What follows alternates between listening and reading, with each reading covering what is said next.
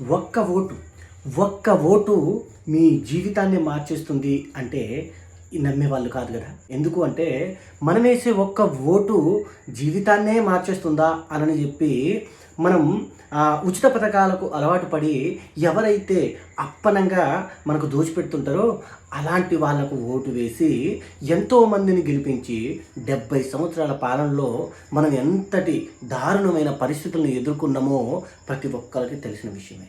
కానీ ఒక్క ఓటు మన జీవితాన్నే మార్చేస్తుంది అనేది మాత్రం అక్షర సత్యం. ఆ ఒక్క ఓటే మనకు మోదీ గారి రూపంలో ఒక మహానాయకుని తీసుకొచ్చింది. ఆ ఒక్క ఓటే యోగి గారి రూపంలో గొప్ప సీఎంని తీసుకొచ్చింది.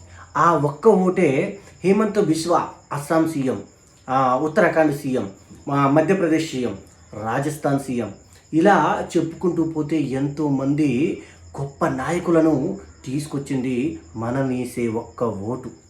నేడు ఢిల్లీ సీఎం ఒకే ఒక్క ఓటుతో మనకు ఢిల్లీలో ఉన్న వాతావరణం పూర్తిగా మారిపోయింది.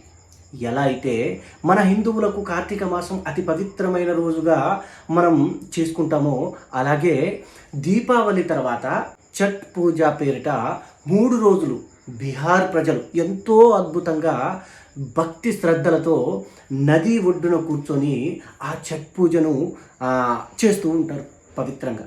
కానీ ఢిల్లీలో యమునా నది ఒడ్డున ఎప్పుడు ఛట్ పూజను చేసుకుందామన్నా బీహార్ ప్రజలకు అలాంటి కలగాని మిగిలిపోయింది, కానీ నిజంగా ఎప్పుడు జరగలేదు. ఎందుకంటే ఢిల్లీలో ఇతర ప్రభుత్వాలు పాలన ఎక్కువైపోయి ఎడారి మతాల వాళ్ళకి కొమ్ము కాయటం వల్ల.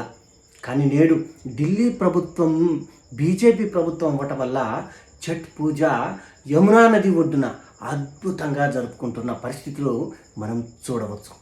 అలాగే అక్కడి ప్రజలు ఏమంటున్నారో ఒకసారి వాళ్ళ మాటల్లోనే మీరు వినండి. ऐसा फील हो रहा है अगर अब बिहारी अपने बिहार नहीं भी जाए ना, ये दिल्ली गवर्नमेंट ने जैसा काम किया है तो उनको बिल्कुल भी फर्क नहीं लगेगा कि हम बिहार में या दिल्ली में, सेम मतलब एक तरीके से सुकून। और थैंक यू सो मच। ये सरकार बहुत कुछ की है और आगे भी करेंगे। 7 महीने में इतना कुछ करना बहुत बड़ी बात है। 7 महीने के अंदर पिछली सरकार 10 सालों में कुछ नहीं कर पाई, जो इन्होंने 7 महीने में कर दिखाया। अलग ही फीलिंग है, इसका बयान नहीं कर सकते इस फीलिंग का। सरकार को कोटि कोटि धन्यवाद। ఇప్పుడు చెప్పండి, ఒక్క ఓటు మన జీవితాన్ని మార్చేస్తుంది అనడం నిజమా కాదా?